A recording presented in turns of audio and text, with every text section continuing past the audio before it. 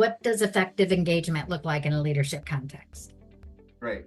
So effective engagement first begins by understanding what engagement means. And our definition is broader than what most people mean. So most people, when they talk about engagement, they talk about the attitudes or are other people paying attention? And they talk about it almost in regards to people.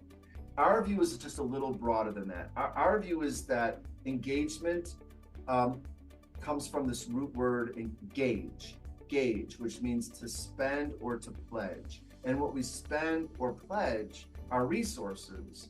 So people are our most important resource, and they contain knowledge, and they're a resource for getting things done and all of that. So they have talents, they have knowledge, they have skills, and their abilities, and so forth. But when we talk about engagement and leadership, we mean not just people, but all resources to bear.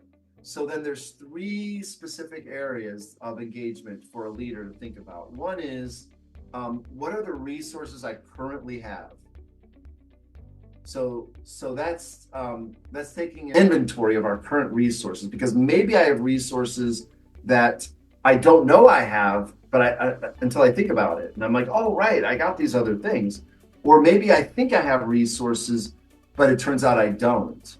Oh, I thought this person could do it, but they said they don't know how to do it. Oh, so I don't have that resource. So that's the first thing we need to do. The second thing we need to do is then cultivate resources, because once we know the resources we have, we're not stuck with just that. A growth mindset and a progression mindset would say, I could grow my resources. So then that's the second aspect of engagement, is cultivating resources. First one is, if I didn't say it clearly enough, it's identifying resources. Second is to cultivate resources and grow them. Which resources do I need? Where should I put my efforts? What do I ask for? How do I know what to ask for, and making that ask count? Then the third area then is distributing the resources. Where do I spend them? Where do I place them? And this is extremely important, because if I place them in the wrong areas, I might not get those resources back. Time, for example. Once time is spent, you cannot reclaim time.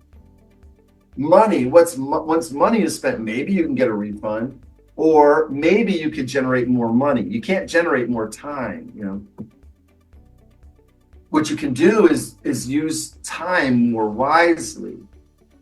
So we talk about time management, we talk about financial management. Well, these are both examples of engagement. You're financial engaging, you're using your time, you're engaging time, engaging your people.